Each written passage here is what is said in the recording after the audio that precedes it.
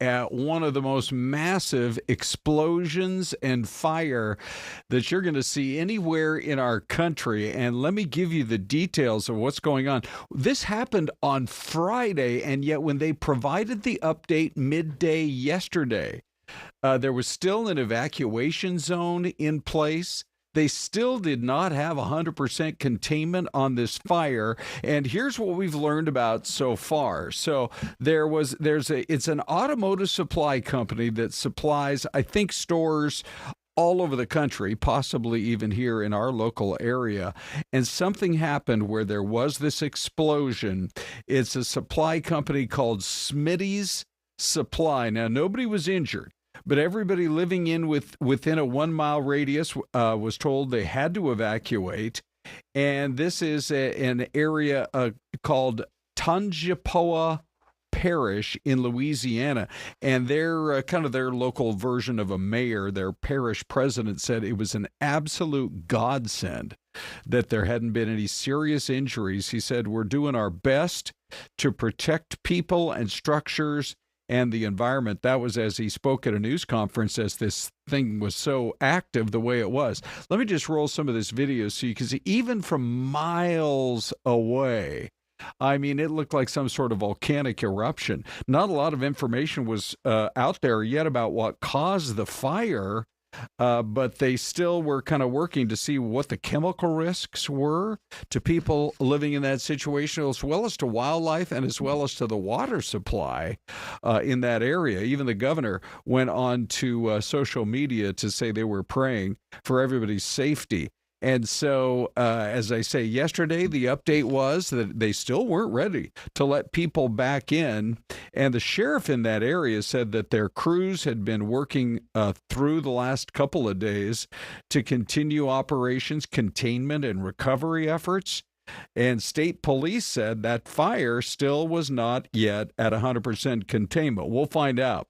But the statement did add that environmental response efforts were underway to try to address the fire's potential effect on a nearby river and also waterways that were nearby, and also all of their air monitoring results. They're doing all they can to try to protect people. But my understanding is this company called Smitty's Supply delivers lubricants and automotive parts, including brake fluids, power steering fluid, and antifreeze. It employs hundreds and hundreds of people, and who knows how long it'll be before life gets back to normal for them, or for kids, school kids in that area, or residents who certainly want to get back in their homes. Morning, everybody, and thanks for starting your 10 o'clock hour. You're kind of mid-morning with the show that continues the information of the conversation. It's Fox 10 Talk. So I'm Ron Hoon. Celeste is going to be joining in a few minutes, but Kinsey Beach joins this morning. Hi, Kinsey. Good morning, you guys. Nice to have you in. Morning. Yeah, nice to have you in as a guest. Now, you've been busy this morning. You were covering the weather earlier, but I think we'd like to talk to you mostly about your experience out at Maryvale High School. You've been out there over the course of the morning. For our audience that is watching around the world, if they're not familiar, there was a horrible story there. Maybe you could start by just giving us a little bit of the backstory of the violence that happened inside a classroom. Yeah, this all happened last Tuesday, and as Ron mentioned, inside the classroom at Maryvale High School, a deadly stabbing. So two male students, they got into some sort of fight. It led to a deadly stabbing. A 16-year-old, his name is Chris Aguilar. He's now being charged as an adult, and as you're seeing right there, that's court documents saying that multiple witnesses heard that this suspect was going to, or told other people he was going to murder the victim, Michael Montoya, and court documents also saying that he stabbed him multiple times. But the question so many people have, obviously this is tragic, a death here inside a high school classroom, but so many people are wondering how this happened. It states that the suspect used a small pocket knife The thing is, Maryvale High School has a weapons detection system. So many people are wondering what that looks like and how he even got the small pocket knife onto the campus. So we reached out to the school district because students returned to in-person learning for the first time today. Okay, and you were actually out there. Yes. It's a situation you have to handle delicately, obviously. I mean, there are a lot of people, I'm sure a lot of students, a lot of parents that are still just dealing with the raw emotions of it all. But what did you find when you had a chance to at least talk to a few people?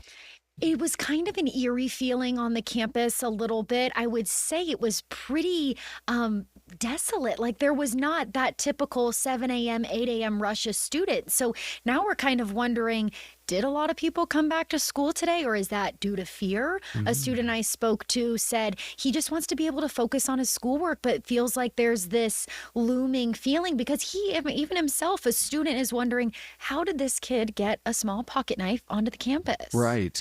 And the fact that it happened in the classroom, have you heard any reporting yet about what was going on with the other students and or the teacher in the classroom in this particular case? That hasn't come up. I was actually also out there on Tuesday, and there was a small handful of students that were walked out with administrators or staff, students that were visibly emotional and upset that had been close to where this happened. Oh, yeah. That was hard to see, and you saw kind of that students upset leaving and parents very worried to get to their kids. But the school district tells us, because we've asked what is kind of the level of these weapon detection systems. Sure. High, low, because we know they can put them on different settings. Right. Well, the school district says they can't discuss that with us, but they're going to have additional measures in place this week. So we don't know what that looks like. Anybody else that you had a chance to talk with today? So I spoke to one student, a senior there, who said he just wants to focus on school over this. I also talked to an older brother that was walking his young brother to school. That was just like, this is weird. Yeah. Students were online all last week. So now they're back in person today. Yeah. By the way, Melinda's watching. This is the beauty of our show here, where people can immediately interact. What are your own ideas on how to keep our precious children safe in schools? You've covered a number of stories on school-related violence. Have you learned anything over the course of covering them? I wish there was a little more transparency on what these weapon, detection systems are doing or what the level of that is, because it's hard to explain how a small weapon gets on a campus when there's, things to prevent that. And I think, Syleste, you just joined us, but as a parent, you're probably wondering, what else is being able to be brought on campus if you can't keep a small pocket knife off campus? Yeah, and I think the scary thing too, is I know that they had been told, according to some of the sources, and you may know better than I do, to not get involved, like teachers and kids, when you see something like this, don't get involved, wait for the school resource officer. But I wonder if there's like an additional officer that can be brought in at times, like to some of these campuses where maybe they believe there is a higher, chance of something like this happening, because the videos that were circulating on social media, there were people who were watching this take place. I think that's pretty scary. Yeah, I bet that's hard as a student. Standing there and watching that, and the videos Celeste is talking about and in court documents.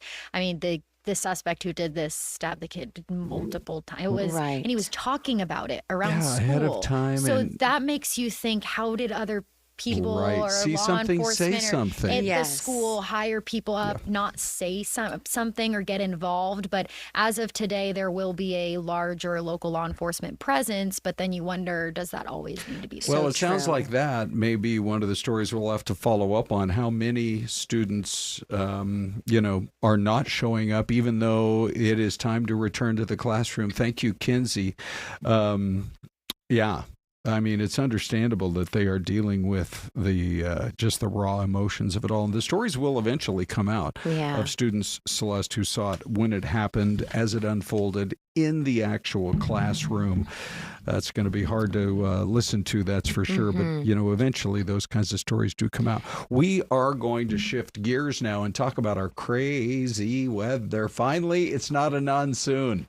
I think I'm safe in saying that. By the way, there is some applause here, and that's coming from Crystal. I think we're grateful, too, that Mother Nature finally came through late, you know what I mean? Yep. Better late than never. Yeah. It's one of those Agreed. things because it's like, we were really missing it. And Crystal, we've had so many of these dust storms and just it's been crazy. So finally we got this rain here in Tempe from Satya. Thank you, Satya. I mean, it was coming down sideways. That's such a good picture from her, Crystal. It's always this way. There are going to be other people who were watching other parts of town like, really? It rained? And the winds were howling? And this video, I mean, if you had said that was from Hurricane Aaron last week, I'd have been like, man, maybe. I mean, it looked like really bad there. Yeah. Finally getting some storms. And we talked about this last week, that there was going to be continued chances, a little bit of a lull during the weekend, which there was. It was just hot and humid. And then it'd start to pick back up into this week, which is what we're now seeing. So it's always exciting to have continued storm chances, which, we're looking pretty good later today, again tomorrow, potentially, around parts of the state. Okay, yeah. It's interesting. Crystal, Mr. Paul Valine is jumping on to say, hey, we're going to Flagstaff. In fact, we're going to be there about an hour. What are they dealing with up in that part of the state? So there are some showers up there right now. And then later today, there could be some thunderstorms, too, that pop up in that area. It'll be much cooler, though. Highs in the 70s there today because of the storms and cloud coverage. So good for him getting up to Flag. That sounds beautiful. We better let you pull up your weather maps because there could be more to come. Plus, you're tracking what's happening up to the minute. Yeah, so here's the look on Fox Vision. This is our current radar and satellite imagery. Of course, the storms that fell overnight and into early this morning, that moisture has lifted up to the north and west. So now you see these showers and storms that are moving through La Paz County, Mojave County, Yavapai County, and Coconino as well, where you see those showery conditions around parts of Flagstaff. That's current conditions. Now we'll shift gears and look at how much rain fell from those storms this morning, because even though it was very scattered, the spots that got it was pretty good. You can see in the Tempe area, almost 0.6 of an inch of rain fell there. With that, there was 2 storm cells that passed that area. Both dumped rain as they moved through. About 1/4 of an inch up in north parts of Scottsdale. And then if you go out towards the Whitman area, going up Grand Ave, the 60, nearly 0.4 of an inch there too. So in the spots where they got the good thunderstorms, they did get a nice little dose of rain early this morning. All of those numbers, by the way, are from Maricopa County Flood Control District. They're so awesome letting us always check in on those numbers and share the data. Sure, yeah. I always appreciate being able to show Well, we got off. a minute left. What are you seeing in the future? The rest of the day, we've got continued chances, especially in the high country, scattered showers and thunderstorms this afternoon. And then for us in the actual valley, you can take a look, watch as we kind of time this out. This evening, 6 to 8 o'clock tonight, we'll start to see some shower and thunderstorm activity rolling in. Might not be this widespread. Remember, this is just a computer model, but the idea is there that this evening we will get more storm chances starting to pop on up, and some of those could be some gusty winds. There's also blowing dust advisory down to the south of us. So yet again, it's one of those monsoon afternoons. We're going to have to watch out, stay weather aware, guys. And the beauty of the whole situation, I must say, Celeste, as we get ready to go to break, 99 degrees, the forecast high for tomorrow. Isn't that crazy? I say Double Crystal digits. for mayor or something. My gosh, it's amazing. Yeah, should be very nice. Okay, back after a 2-minute break. Here's your mystery cam.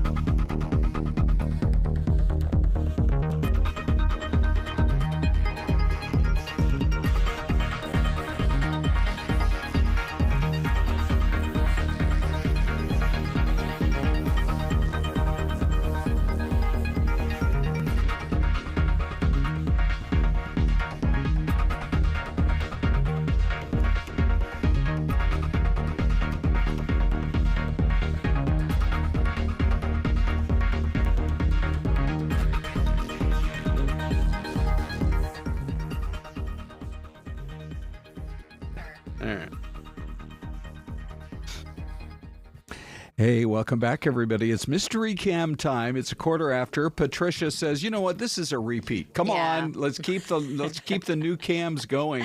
It's extremely flat. It doesn't look highly developed, but there's a playground and some kind of a dock down there along the river, and only one car in that lonely parking lot. Celeste, you seen some guesses? Well, Melinda says, "Oh dear, the mystery cam." Okay, so going with my usual guess, so it won't be wrong, but it's definitely not Tucson, Arizona. Patricia, you are exactly correct. We kind of popped in during the break there. We were chatting about the exact same thing. We recognize this. So we have Mississippi or Missouri that's coming in from Darla for the mystery camera. We have an Alabama from B. Miguel, and we also have Louisiana for Patricia, Linda, and Louie. I haven't seen any guesses from Brandon the last few days. So, Brandon, glad you're back on there with us, guessing away. I think I'm going to go with him in Alabama. How about you, Celeste? I'm going to go with Louisiana. I'll go with some of the ladies here. Here's the answer. Here is your mystery camera.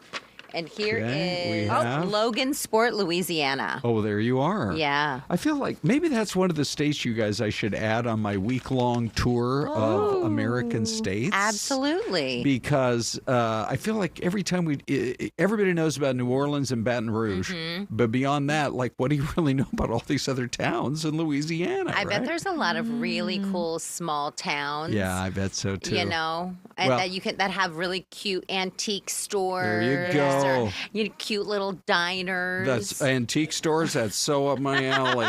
Bless you. Wait, have you done Vermont? Yes.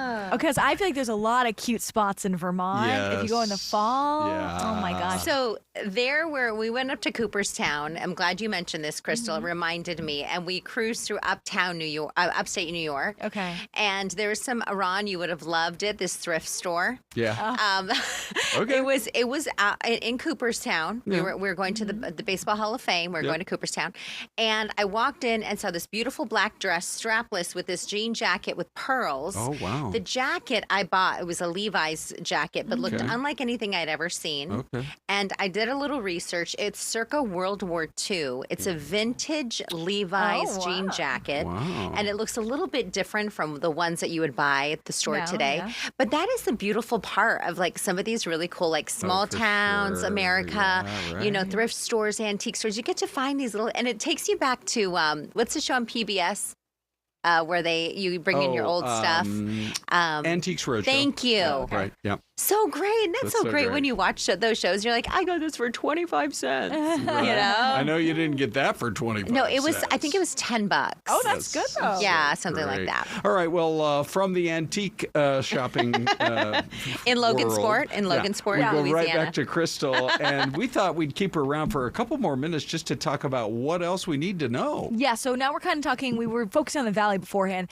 Now we'll talk the rest of the state. So there are a few flood alerts out there. The first one, northern Coconino County. This one was through the weekend, last through Tuesday, for a flash flood threat, specifically over the burn scar areas of the Dragon Bravo, which continues to burn, and then the White Sage Fire, which of course was from just last month. So in those areas, we know how it goes after everything we've dealt with in Flagstaff the last few years. Those debris flows can be really dangerous. So that's why they have that flood watch there. And then if we take a look down farther to the south, southern Arizona, portions of Pinal County, and southwestern Arizona, all under the flood watch as well, for some rising creeks and streams with any heavier rain that kind of moves over the same areas slowly, as well as road ponding possible with any heavy thunderstorms that do develop later today. Plus, I mentioned this right before we went to break, but we've got these blowing dust advisories all over the place. So parts of Pinal County down to Tucson, and then over to parts of Gila Bend to Ajo, all under blowing dust advisories for the concern of a strong thunderstorm or two popping down to the south and then kicking up dust, as we know, because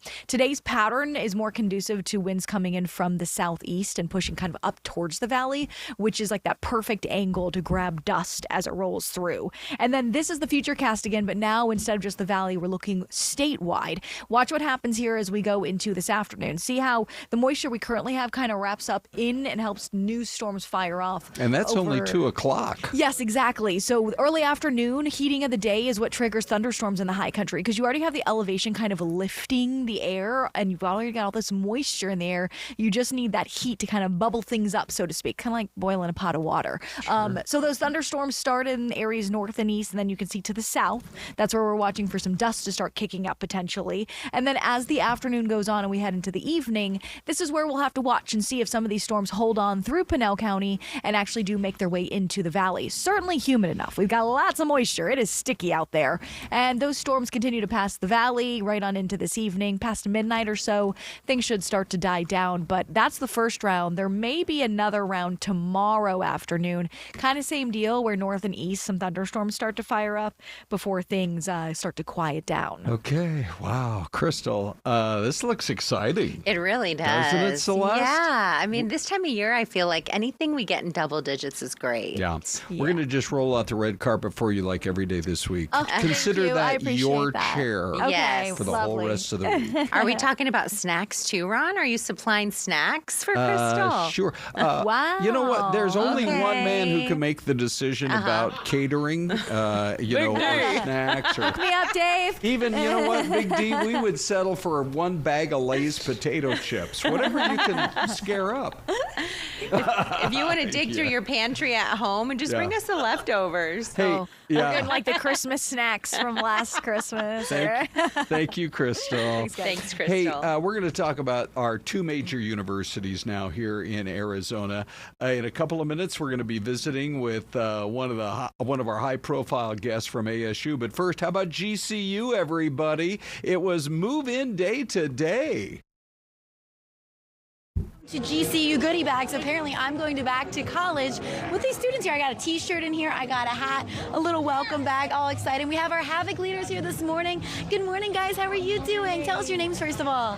Hi, I'm Kendra. My name's Evan. Perfect. All right. Well, tell us. First of all, it's kind of loud here. I'm not sure. I'm gonna have to lean close so you can hear me. How excited are you to be here for Welcome Week? Oh, I'm so excited to be here for Welcome Week. I'm excited to invite all the new students and meet all the new freshmen. It's going to be a blast. Awesome. What about you? Yeah, we're super pumped to have everyone move in. We've been working for months and months and months all for this very week, so we're super excited to welcome all the new students to get here and excited to show them what GCU is all about.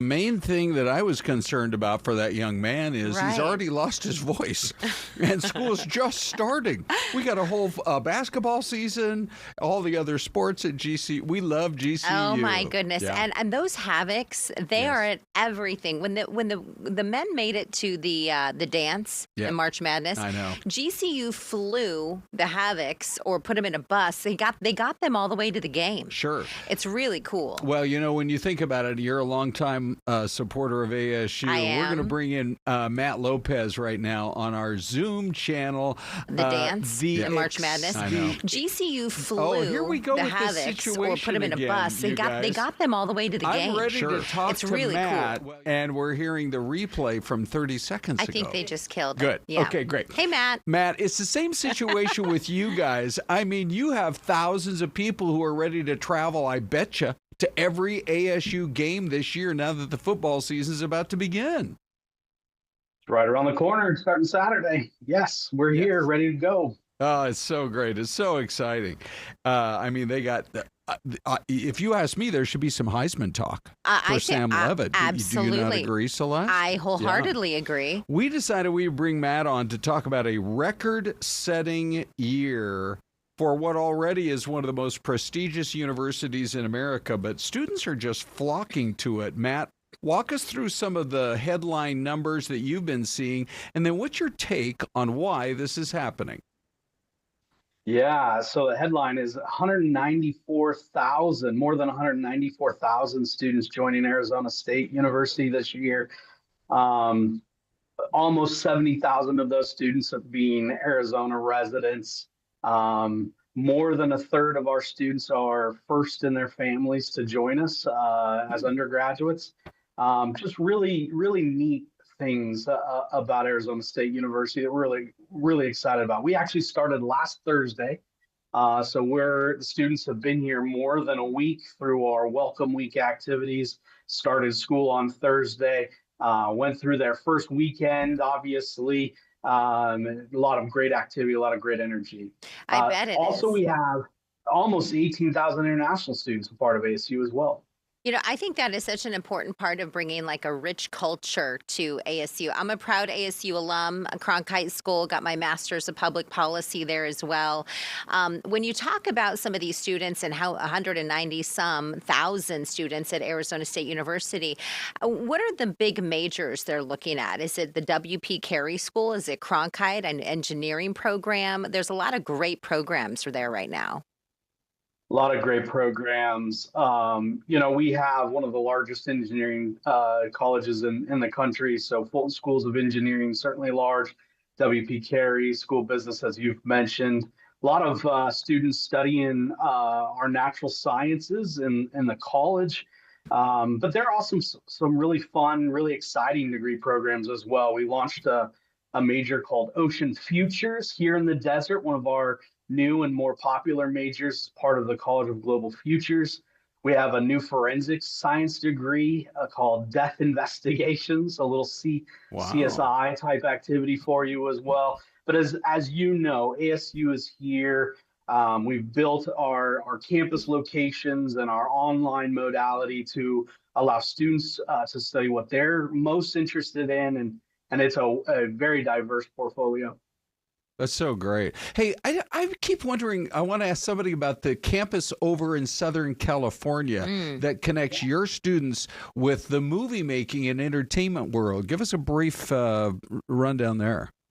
Yeah, we have a physical presence right in downtown Los Angeles, offering programs primarily in the creative industries. So we have fashion programs, film programs,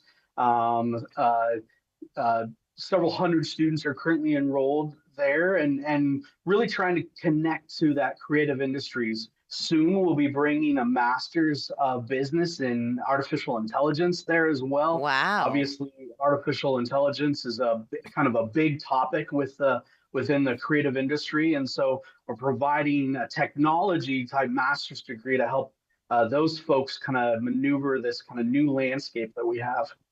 All right. Well, thank you, Matt. We appreciate your time. We're kind of in the creative industry, Ron. We are. Yeah, don't roll out those AI robots too fast. We still have a few years left. Yeah, we do. Hopefully. Anyway, Matt, thanks for your time. And it's always great to talk ASU. Boy, what Forks up, buddy. Forks up. What a success story. That's a lot of students. It's incredible. 194,000? Yeah. Soon we'll be hitting 200,000, $250,000. Wow. That's a lot of money. It's a lot of money they're paying ASU. Yeah, that's for sure. Good. Well, it's expensive running a university. All right. Break time at, whoa, look at this. The power is rolling. We'll be right back.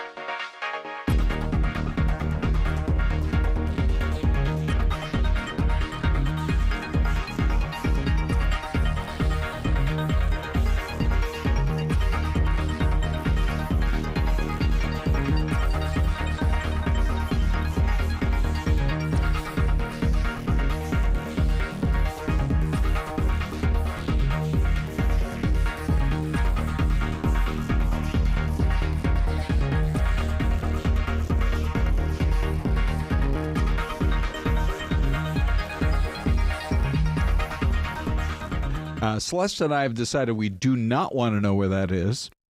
Because that would make a future mystery cam that we would love to learn about. Yeah, we're going to wait on this one. Yeah. And Patricia, if you know where this is, I'm sure you've driven along this roadway. Don't share it just yet, sister. Ixnay on the answer. Hey. Elizabeth, by the way, says, we have so many new viewers this morning. Elizabeth Gagnon is saying, I live in Wauchula, Florida. I don't think this is Florida. I know that much. I'm going to do a little search on Wauchula. Yeah. Okay, Linda, by the way, one of our great commentators is saying Forks Up. It's an ASU thing. People are excited about this upcoming season. That is for sure. Okay, so Wauchula is a city and county seat of Hardee County, Florida. It's the center of agriculture and citrus production. Oh. And historically, Ron, it's known as for its cucumbers. So they're the cucumber capital of Florida? The cucumber capital of the world. Okay. I love a good cucumber. Way to go, Wauchula. What are your must-have on top of your salad, Celeste, besides cucumbers and tomatoes? Sometimes I like slivered red onions. Oh, you got to have onions. They're very thin. Sure. And then I also like, you know what I like? Those, they're like crunchy onions. Oh, yeah. I like they're like instead of croutons. Oh, instead of croutons. It's so good. My mouth is watering. Oh, is it? Yeah, my mouth is watering. Okay, Celeste, good. Celeste, by the way, is about to roll out her own streaming show here on our wonderful streaming platform of Fox Local. A lot of people watch us on Fox Local every day. Will you bring that salad recipe in that you just created live off the top of your head? I'm going to have to. It's going to be delicious. By the way, Elizabeth is new to the chat this morning, but so is Bushka Bushka. Bushka Bushka, welcome aboard. Welcome aboard to the fun train. Bushka is saying, y'all do this every day? Monday through Friday. Correct. Yeah, if they gave us the option to do it Saturday and Sunday, we may do it too. 3:30 to 4 on the weekends, apparently. Sure. So we let you sleep in a little bit later. Sleep in. And then you pour those, maybe the Bloody Mary mix, and then we're going to go on. All right. Let's see. Is that it? I feel like we have even more. Let's see. Well, Darla Clapperton is on today. She's been with us a few times before, but we love having her here. Darla, I think it's was her birthday on the 23rd. Oh, yeah. Okay. Yeah, my son had a birthday this weekend as well. Yeah. Okay, Bushka Bushka is on with a cucumber emoji already. So Bushka Bushka, tell us where you're from, first of all. And are you a guy or a gal? So we know how to refer to you. But we love that you're on board with us. That's for sure.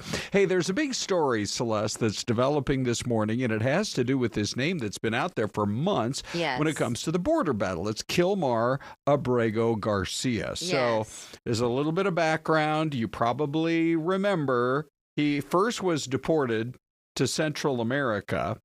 The White House called it a, quote, administrative error, and he's been in the news ever since. There were some members of Congress who flew down to chat with him down there in Central America. Eventually, he was brought back, but now they are not calling it any kind of an administrative error. They say he's getting deported, and this time we're sending him around the world to Uganda. He actually spoke at a kind of a protest gathering just a little while ago this morning, and here's what he said.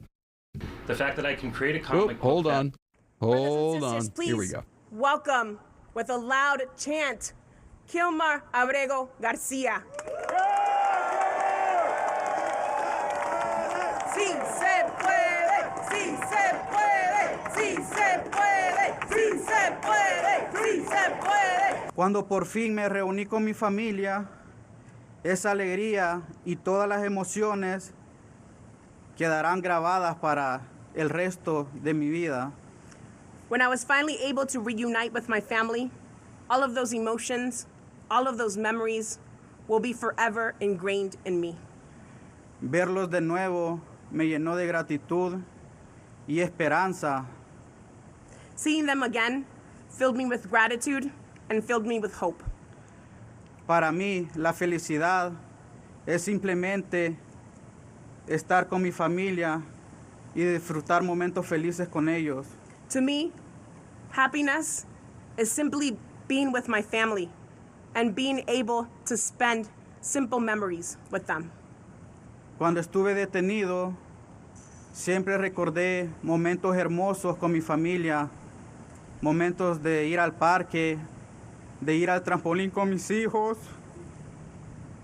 When I was detained, I remembered memories with my family, going to the park with them, going to the trampoline with my children.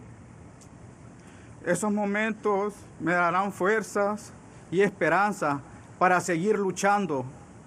Those moments will continue to give me hope to continue in this fight. Mr. Abrego Garcia was taken into custody by ICE this morning.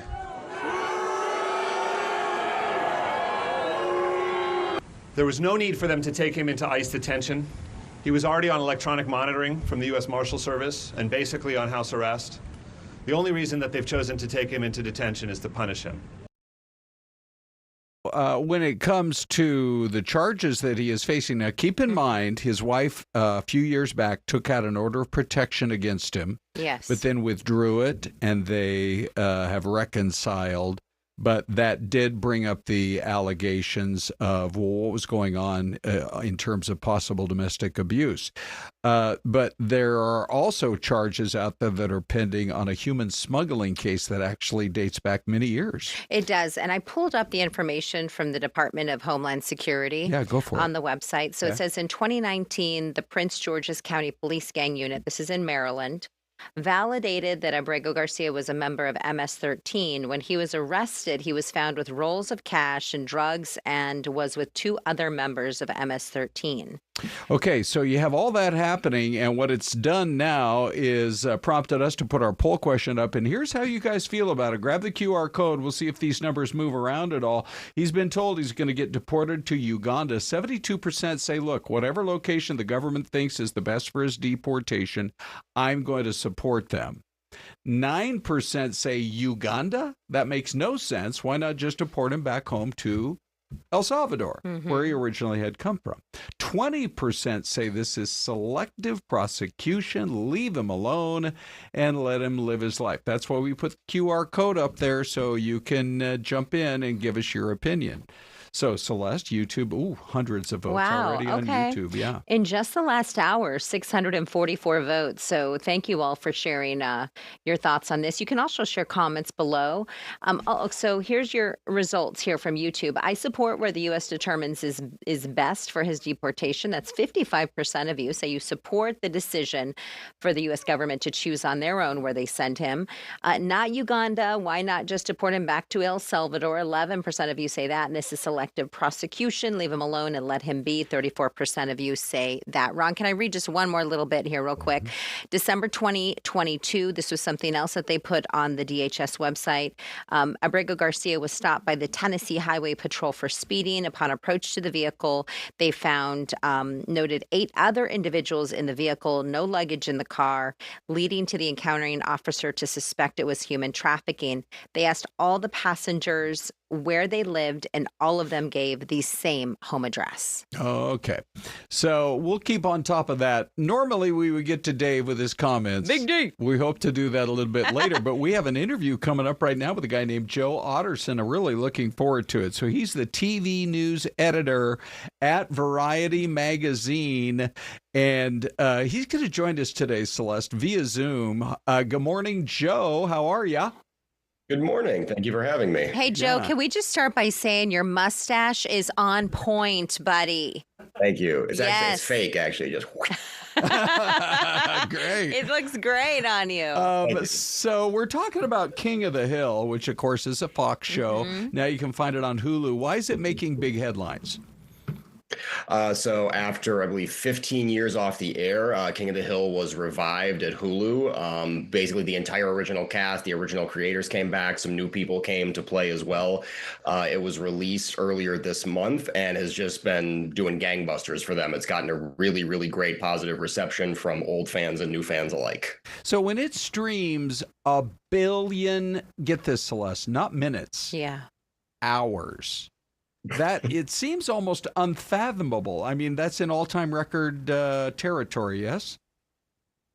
Yeah, no, it's like I said, it's done great for them. It is funny to me though when people say that, because trying to comprehend what a billion hours or minutes or anything means, I think I mean, I do this for a living and I can't comprehend what that means. So for the average person, I think that's got to be pretty tough. Okay, so we do our streaming show here on this platform, and we have shows. Some days we get 1,000 views, other days we get 30,000 views. It's hard to figure out exactly which is going to catch fire. But we also have a lot of our people that are on. A matter of fact, I'm going to roll this video right here, Syleste, because you think about, you have the Curious Bee with Ellen McNamara, who is a great television news journalist, but now this is a new chance for her to explore new areas. I just told everybody, you've got your news show coming up. Have you settled on a title? The Balancing Act. The Balancing Act. Yeah, right, balancing all the wild things that happen in life with motherhood and work and life and health and everything. Yeah, John Netzel and I do a show that streams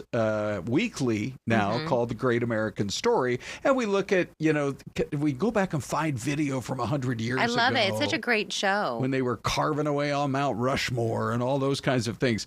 Why, Joe, is streaming kind of taken over the world?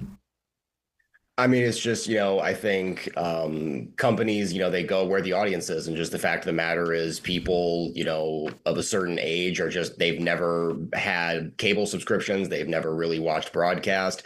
They're online, and the way you watch things online is via streaming. And so as that generation and the generations after them become a much bigger part of, I hate to say the marketplace, but at the same time, it's accurate. As those people become more prominent part of our society, then it's going to become an even bigger thing. I think recently the Nielsen company, which measures television ratings, put out a report that said nearly 50% of all television consumed in a certain period of this year was via streaming through different streaming services or YouTube, whereas broadcast and cable has continued to become a smaller and smaller portion of that amount. Yeah, I think we had a quick meeting here last week, and it talked about how there's a lot of people in Phoenix. Obviously, we have a young population that are now choosing to stream the news as opposed to watch it on, old school type of formats. And I think the cost for some people, I think that's how it started, but this is just the beginning. No, absolutely. And I mean, it's also a question of, rather than having to be home at, say, 6 o'clock and watch the local news like I used to do when I was younger with my parents, now you can watch it anywhere you want, anytime you want. I mean, again, it's just these up to the second updates you can get. I mean, it's, revolutionary in so many ways. I think, Joe, if you don't mind waiting around with us after the break, we want to know where it's all headed. Yes. Right? Kind of what the future looks like. So is that all right? Can you take a quick break with us? Absolutely. Okay, we'll be back after this.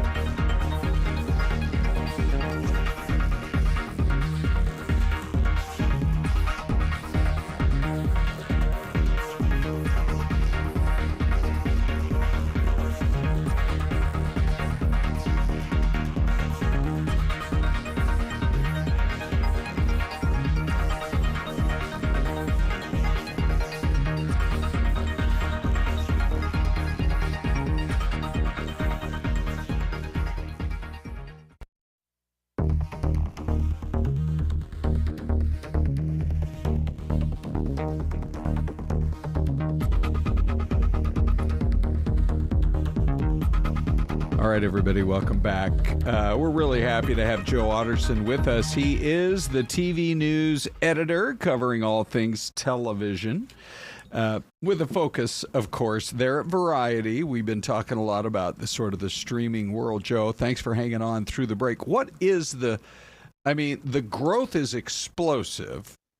What's the future hold? Where are we going to be with this 2 years, 3 years, 4 years down the line? Not just for streaming, but for maybe the more traditional platforms. No, I mean, I think unfortunately you're going to start to see those traditional platforms like broadcast and cable networks continue to become a smaller and smaller part of the ecosystem while streaming gets bigger and bigger. The joke I always like to use is someone at Netflix is going to get a very large bonus check for coming up with the idea of what if we programmed certain shows on certain nights of the week at certain times. And just the way it seems to be going is they're essentially finding ways to reinvent the cable and broadcast model in a streaming context, because Netflix used to say we were never going to have ads on the platform. Well, now they have an ad-supported tier, and it's their biggest growth driver in a really big way. And I think that's going to be the case for a lot of these other streamers, that the subscription model is still obviously a good one, but, ads are where they're going to generate more money in the next several years. And I think you're just going to see, especially, in the sense of doing some sort of like streaming bundle, like we always obviously, the cable bundle deals we all, had at one point in our lives. I think that's very much going to be the case, just again, applying it to a streaming context. But the cable companies and the satellite companies, they could have unbundled a long time ago. People just got tired of bills that were $100 and $125 a month, Crazy. right? And so if you can stream and you choose your one favorite movie streaming service, like a Netflix, we're free. You can get your local news now for free on streaming apps like Fox Local. They're going to jump in. They'll do, say, an ESPN, and I'm sure Fox Sports is going to come out with something here pretty soon. But what happens, Joe, when we get to the point where all of the again, we're free. We're going to always be free here on Fox Local. When all your bundles add up to the same price that you were trying to run away from with cable or DirecTV or any of those. Well, yeah, that definitely would appear to be the way it's going. It hasn't happened yet, but again, they're trying to reinvent the wheel in a very real way right now, and unfortunately, it does seem to be going that way. But at least people will have more options in terms of what services they want to have, what they're willing to pay to stream. And again, streaming obviously offers a lot more freedom than traditional cable and broadcast model did in terms of being able to watch stuff whenever you want, et cetera, et cetera. So hopefully, it doesn't get to be that point where you're paying, again, $100, $125 a month for all your streaming subscriptions. But, we'll see. Fingers crossed. I guess in the end, you always have the rabbit ears. You'll always have Fox 10 in Arizona. That is for sure. We do have a tower up on South Mountain if you want to go that route. Joe, great chatting with you. Hope we can call on you again. Absolutely. Thank you for having me. Have a great day, buddy. Awesome job, Joe. All right. So Bella joins us. Well, we missed you on Friday, but I love the phrase that you came up with. You and Dave were hired at about the same time, and you guys really are the stream team. We are the stream team. Small but mighty. It's Dave and I. Correct. And I'm just so happy that here at Fox 10, we embrace the future of streaming because as we just talked about with our last Zoom guest, streaming's not going anywhere. It's the future. It's not. Is it okay with you if Syleste and I keep being the dream team? Thank you. You guys can be the stream team? Of course. Okay. As long as we get to wear sneakers, Ron, for the dream team. Oh, yeah. You know what's crazy, though, is that there is look at Big D. Yeah. Big D. Yep. It is very cool. I'm glad you brought this up, Bella, that we get to embrace the idea of creativity and to do something a little bit different and to grow in different ways. Oh, yeah. To try new things. And we, from Chris in the chat this morning, this encapsulates it so perfectly. He's like, I really love this Fox morning chat. My family is like, you act like you know them in real life, LOL. And I'm like, I do. Well, they yeah. just don't know me.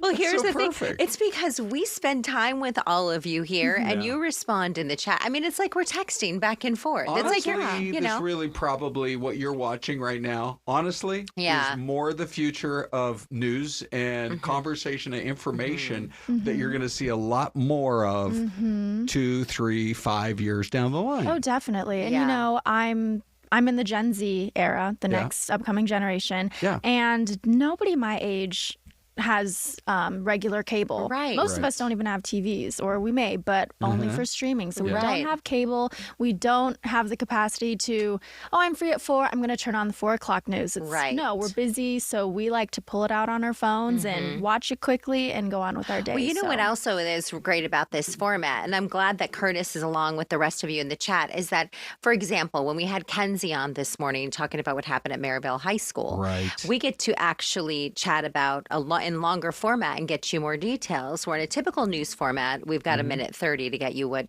we think you need to know. But there's a lot more to the story, and a lot of times that we just don't have the opportunity to share. Yeah, she just walked into the building. We're like, would you mind sharing for 5 minutes kind of everything you saw and what you learned when you were out there? It's a different approach for sure. Yeah.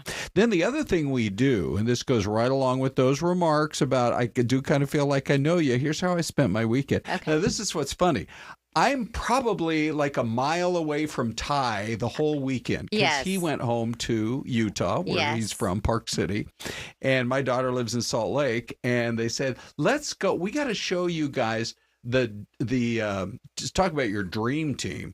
These are ski jumpers that are the best in the world. So Yeah. you'll see them in competition, even including in the Olympics Yeah. coming up. But the question, of course, is, well, what do they do the rest of the year when it's not snowy? Yeah. Well, so they have this, it's almost like a plastic carpet that they ride. And Bella, I can't wait for you to see this video too. So I shot this. I couldn't wait to share it with you.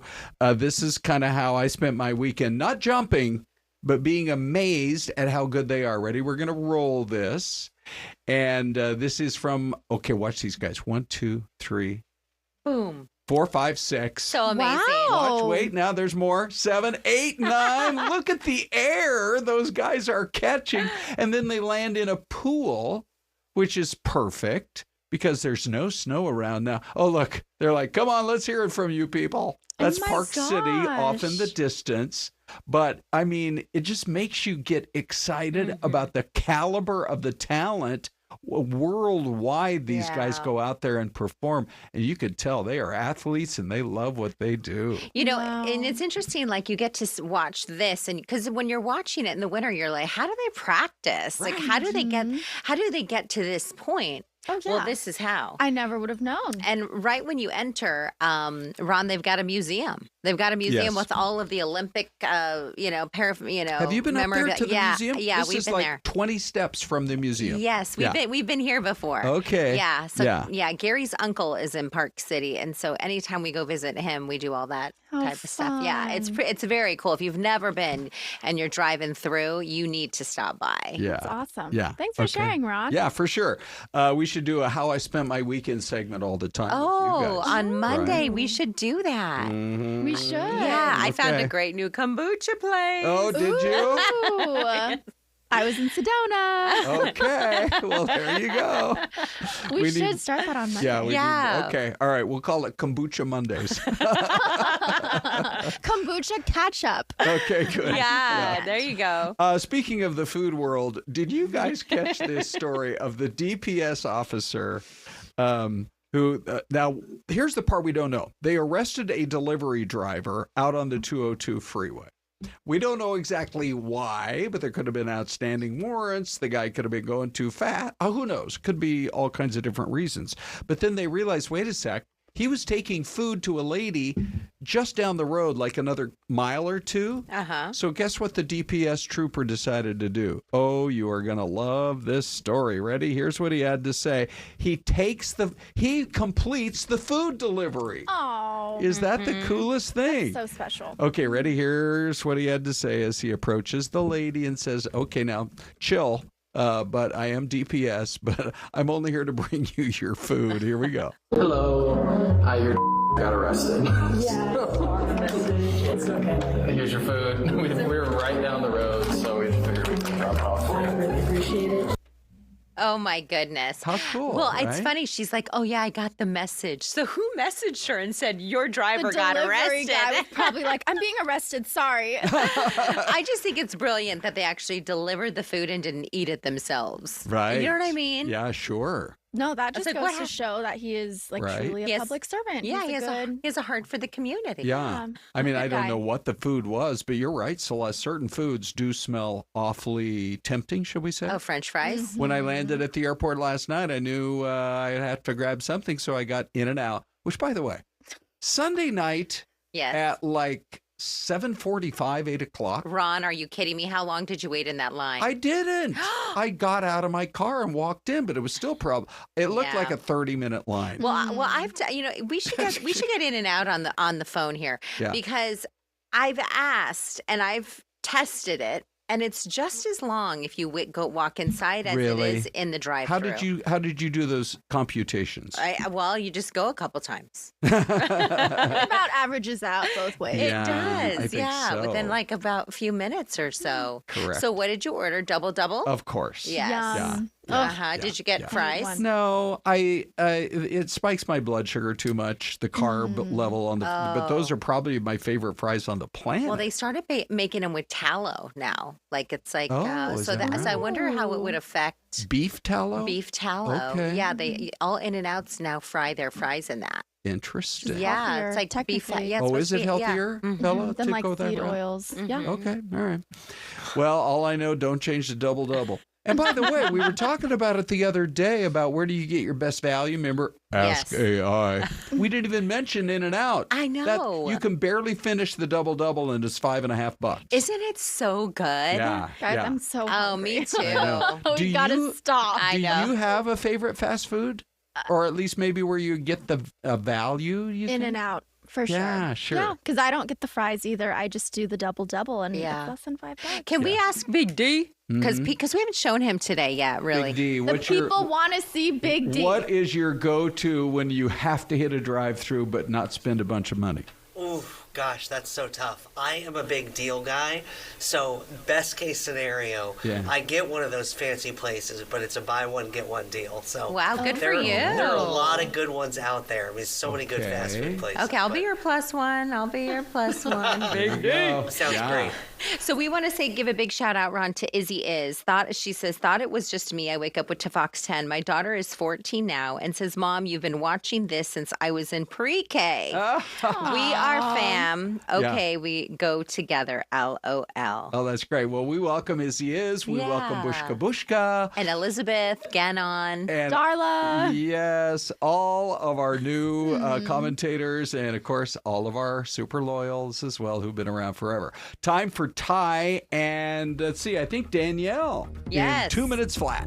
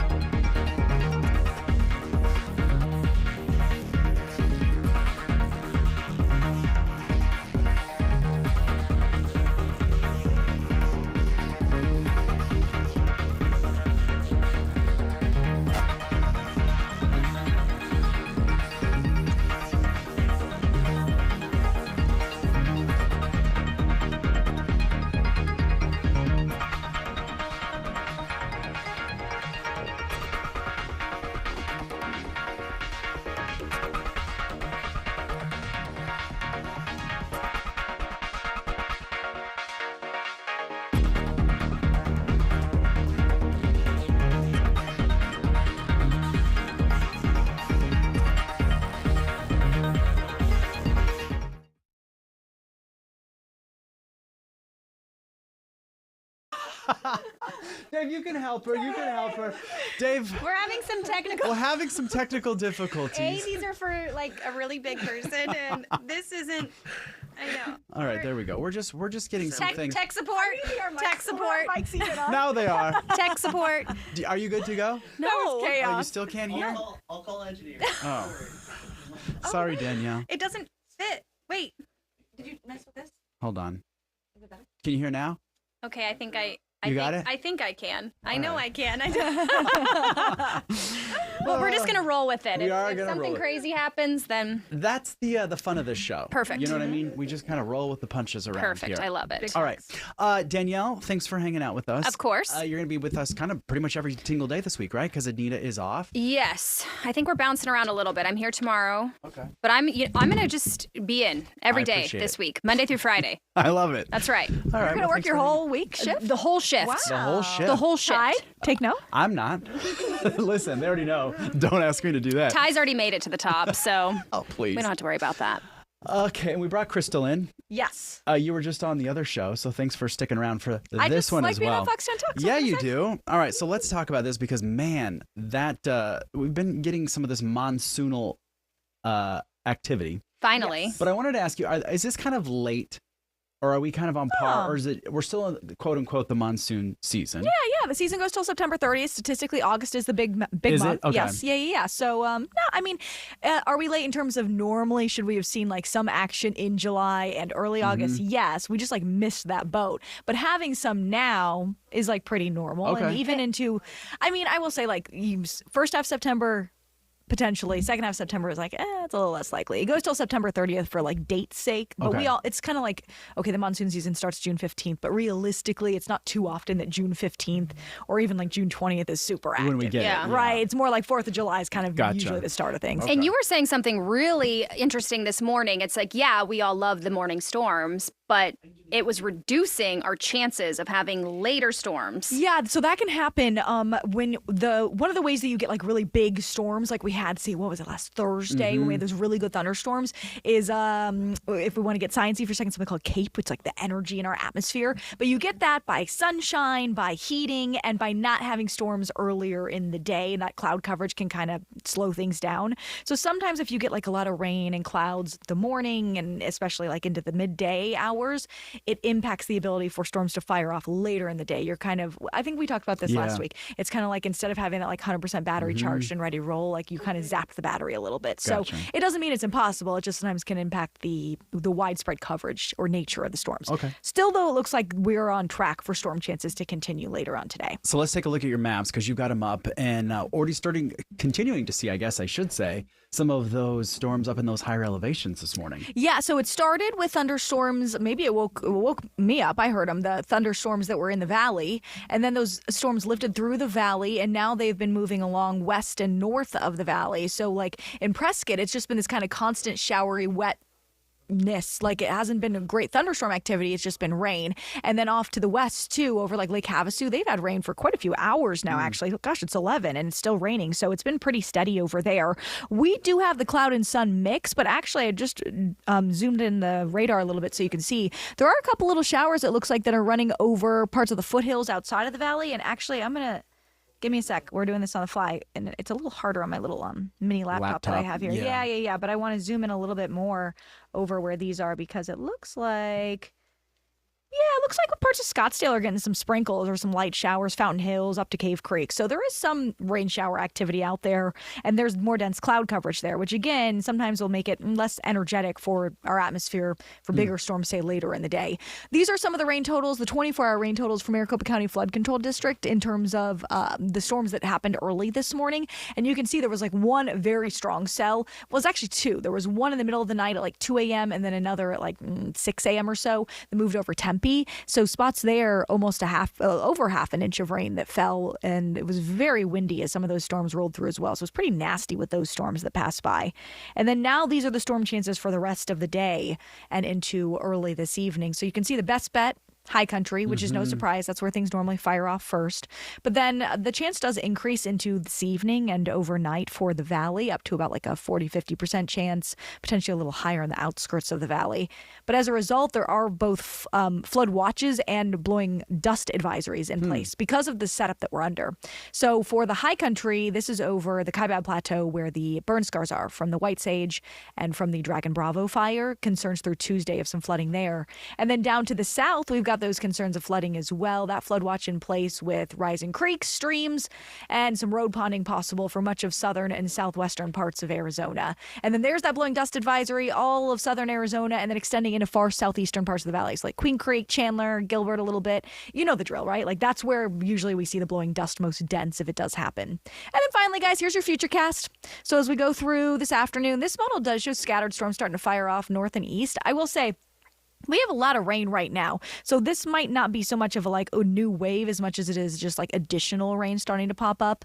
And then the model shows that storms start to approach the valley by 6-7 o'clock at night. We're going to have to see if we get too much more like showery conditions these next few hours. I don't have as much hope for strong storms, but still some rain possible throughout the night and into early tomorrow morning. I think the best thing, 99 tomorrow. Yeah. Yes, the clouds, the rain, the pattern is just taking the temperature down. Let's do it. Love that. Yeah. That's for sure. All right. If you can stick around, Yes. we have a really interesting interview coming up right now. We have Zachary Frankel, and he is with the Bureau of Reclamation, and they have some pretty interesting projections about Glen Canyon Dam. So I want to introduce right now Zachary Frankel. Zach, good morning. Can you hear us? Can you see us? I can. Thank you very much. It's great to be here. I'm so psyched to talk to you today about the Colorado River. One small correction. I'm not with the Bureau of Reclamation, but I'm here today to talk about the Bureau of Reclamation's forecast on the Colorado River. Perfect. All right. I apologize for that. My mistake. So Zach, let's get right into it. You sent over some information, and it kind of struck me right off the first sentence was talking about their new the Bureau of Reclamation released a new 2-year water level forecast for Lake Mead and Lake Powell that kind of paints a bleak picture. Can you just kind of walk us through what that report from the Bureau of Reclamation said and what it looks like? Yeah, so thank you so much for having me today. I'm so excited to talk to you all about the future of the Colorado River. So every month, the Bureau of Reclamation makes a forecast for future water flows on the Colorado River, and they look at how the water levels will be for America's two largest reservoirs, Lake Mead and Lake Powell. Of course, for those of you watching at home, Lake Mead is where much of Arizona gets its water from, all the way down to Phoenix and Tucson. So every month they released a 2-year forecast of where those two large reservoirs will be at. And about a week ago, the Bureau released its forecasts for the next 2 years. And that one is the most important forecast of the entire year because that is the prediction about where Lake Mead will be on January 1. And as per the agreement with the other 6 Colorado River Basin states and Mexico, on January 1, wherever the water level of Lake Mead is a determinant of whether residents in Arizona, Nevada, and California will have to take cuts to their Colorado River water supply. So that's why the August 2-year forecast of the Bureau of Reclamation is so widely watched by, 25 million Americans in the lower basin states of Arizona, Nevada, and California. And let's just talk about this because part of that report basically kind of painted a bleak picture. Mm-hmm. And what kind of struck me is that you were talking about the high likelihood that Lake Powell is going to, what they said in their report, quote unquote, crash. And then the Reclamation's forecast shows that Lake Powell could drop to a minimum power pool as early as November of 2026, meaning that no hydropower would be generated. When you talk like that, I mean, it's kind of striking and a little scary. It's very scary. And so there's a lot of acronyms. There's a lot of vernacular in there that's pretty complicated. Let's unpack it really quickly. So as I mentioned, Lake Mead and Lake Powell are America's two largest reservoirs. And even though Arizona residents are drinking the water coming out of Lake Mead, and how high Lake Mead is really important. They should also be looking inside Lake Powell upstream, because Lake Powell, the dam that created it, Glen Canyon Dam, is an archaic plumbing design, and it was never designed to operate at low reservoir levels as what we are expecting to occur next year and the year after. And what is the challenge is that the hydropower generation that's happening inside Glen Canyon Dam below Lake Powell is how the water is being delivered to the Grand Canyon and to Lake Mead, and therefore, the water supply for 25 million people. And so the problem is the intake level of those hydropower tubes. The water level in the vertical water column of Lake Powell, as Lake Powell continues to drop and drop and drop and drop, eventually the water level is too low to go through those hydropower tubes. And obviously that means that they can't generate hydroelectricity.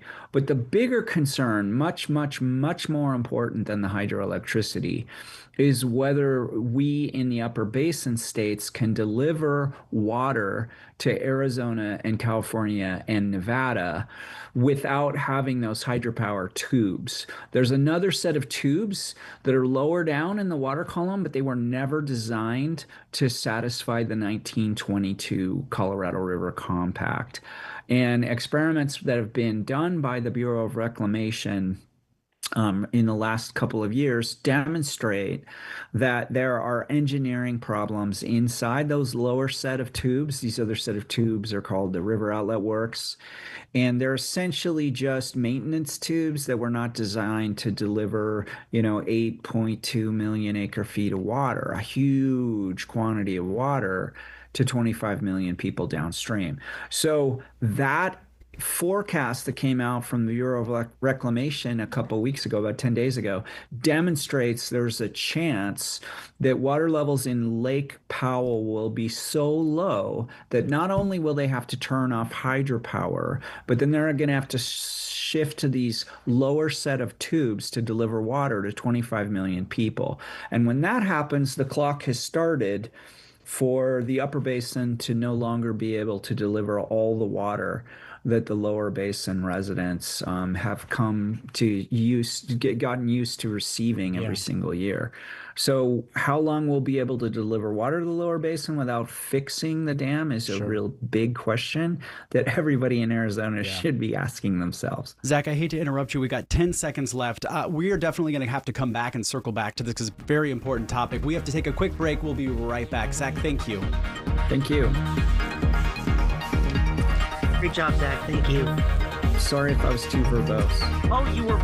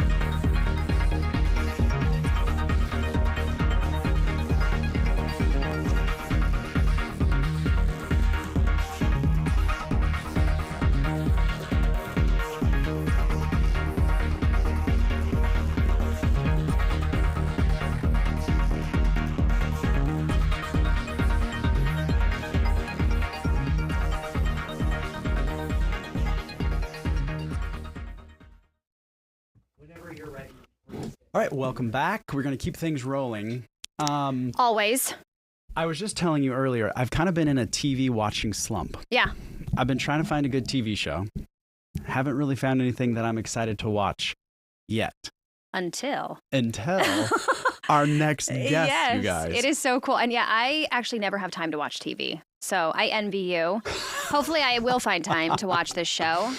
Running around with a 5-year-old is not easy to pick up a series and all that good stuff. But yeah, watching a trailer of this next, our guest. Yeah, I think us. we're tap dancing because I don't think they're quite ready for us just yet. But this is a brand new show. It's coming to streaming, I think September 10th. Did you check my math here? It is, yes, and it is on Prime. Okay, it's on Prime. It's Prime called Video, The Girlfriend. So in just a second, we're going to talk to Robin Wright and Olivia Cooke. They are the stars of this new show.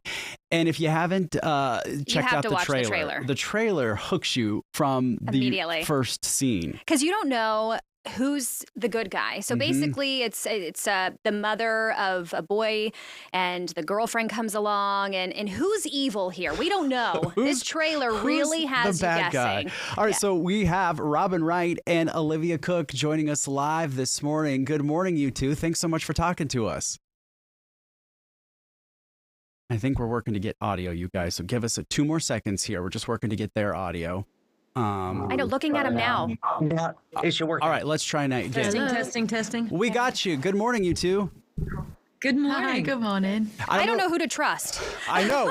We just watched the trailer. This looks so good, you guys. Good. Can you, for people that don't know, we were trying to give a little bit of the storyline. Can you give folks just a quick little synopsis of what this is all about, The Girlfriend?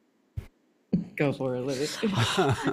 It's about 2 women who sort of go head to head. One is the mother of a man called Daniel, and the other is the girlfriend of Daniel. And they are both trying to grab and hold on to the affections of this man. So 2 incredibly powerful women who go head to head, basically. And Daniel's stuck in the middle between both of you, his mom and his new girlfriend. And man, the trailer, though, I mean, it looks good. It is good. And I think I read something on there that says, the girlfriend, you don't know if she's just trying to kind of climb society or is the mother just a little, and maybe let's call her an overthinker, maybe? Or a little overbearing. A little overbearing. What was your guys' favorite part of doing this movie? Or excuse me, this show? Well, it's just that. It's that they are both what you just described. Mother is overly protective for a very valid reason because she's lost her first child and she doesn't want to lose her second child to something that she feels suspicious of, that possibly he could be put in a dangerous situation with this girl who mom believes is a social climber. And is Cherry a social climber? Little bit. Who is it nowadays? The perks that come with falling in love with a beautiful boy. Yeah. It's not all bad. Like, of course, there's like some. Of course, she wants to feather her nest quite nicely. Sure. Yeah, and the son in this case and boyfriend, he's a great guy. So he's a great son, a great boyfriend. He's trying to just do it all. He is. I think he loves both women hugely, and I think what he finds wonderful in Cherry, he recognizes in his mother and thinks, oh my God, these 2 are going to get on like a house on fire. These are 2 brilliant women who I love, so why wouldn't they love each other? And he just gets it so wrong. I was going to ask you this because, I mean, it looks so good. When you guys work so hard on a project like this, what kind of goes through your head the weeks and I guess probably even the days leading up to it actually going to air? Do you get nervous? Is it excitement or a combination of both? Because you're about to give birth to this project and for the whole world to see. It is. I mean, look at how much content we have out there. There's a lot of competition. And in the last years, you can talk about Euphoria, Killing Eve. It's extreme, the actions that they take. And I think we've broken through that glass ceiling of, ooh, we need to temper the thing because the audience isn't ready. The audience is ready for so much more because now they're immune. we need to go for it. But what we wanted with this show was to have dual perspectives, because that is life of, did she really say it in that tone to you? Or did she not? And it's how you perceive it based on your emotionality. It could be triggered from the past that makes you suspicious of a Cherry. Cherry doesn't like to be told no. And she will do everything in her power. Yeah, exactly. Yeah, you guys would get She'll do along everything great in her then. power to keep this boyfriend that she loves and she feels she wants to spend the rest of her life with. And the mother is just like, over my dead body.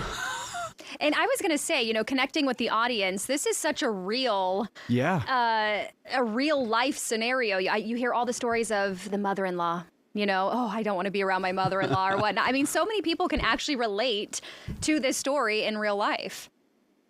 Yeah, or about the partner that the son marries who fractures the whole entire family because she, you know, is a pain to be around. Like, you hear about that as well. And so we've all got stories of people we've dated, or, you know, people that our offspring has dated. So it's pretty relatable.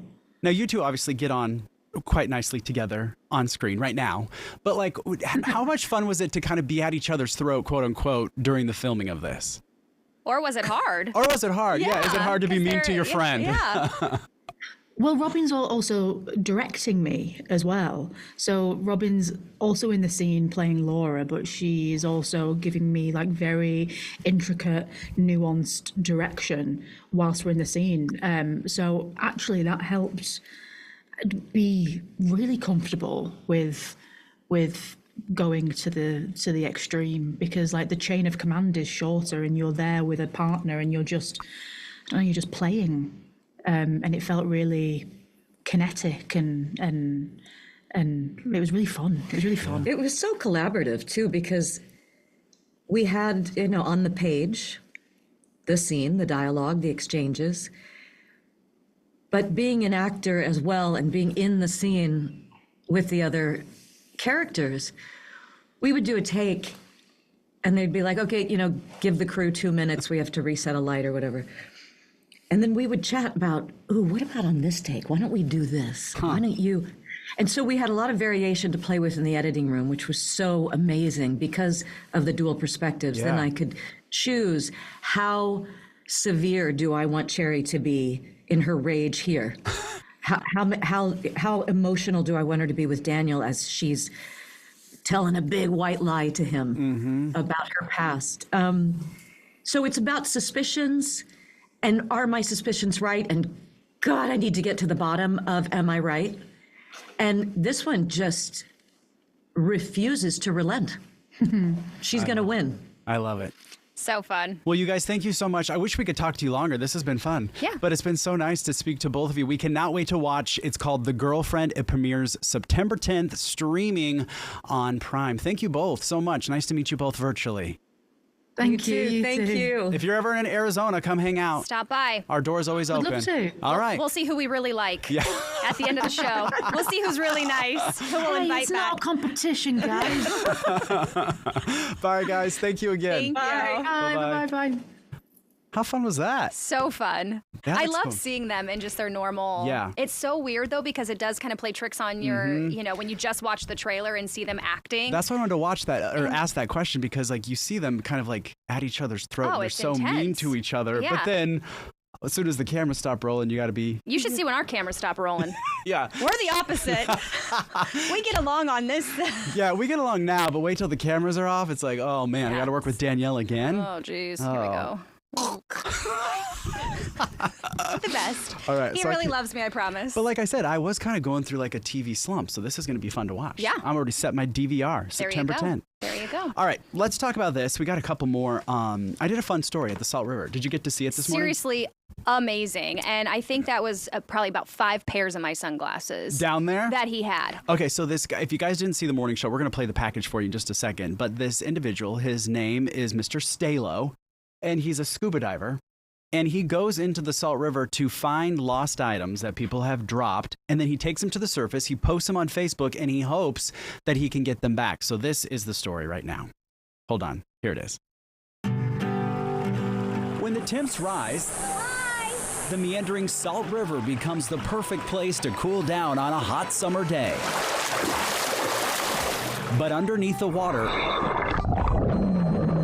is a treasure trove of lost items. I found rings, phones, lighters, you name it. You name it, anything came down here, paddles, speakers. Trenton Stallo has been diving the Salt River for years, looking for lost items to hopefully reunite them to their rightful owner.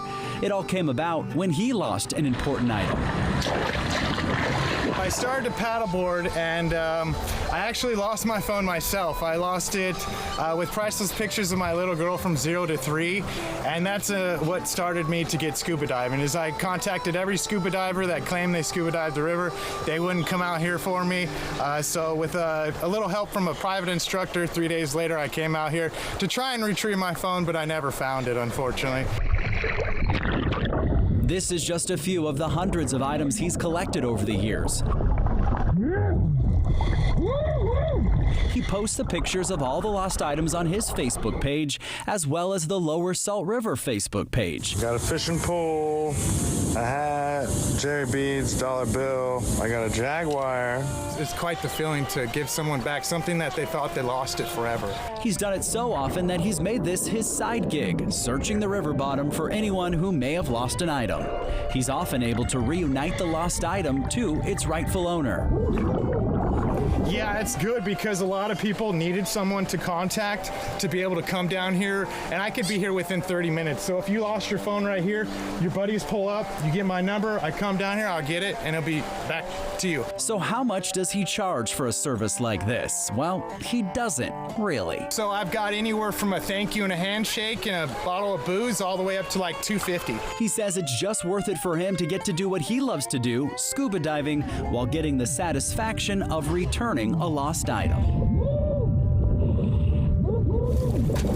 Find anything? Well, the usual classes. That phone's been down there a long time. So cool. Isn't that cool? Yeah, and you said at the very end of that, you're like, oh, give him a call. Yeah. I think his phone is going to be ringing off the hook. And the other thing I mentioned that he has on the other side, he has a garbage bag. So every time he comes across garbage underneath the surface, he collects that and takes it out too. So cool. It's a win-win. Little win-win. Get your phones, people. All right. Danielle, thanks for hanging out You're with us. welcome. That was a fun show. Jam-packed. All right, we'll see you back tomorrow. Des and Ron are next.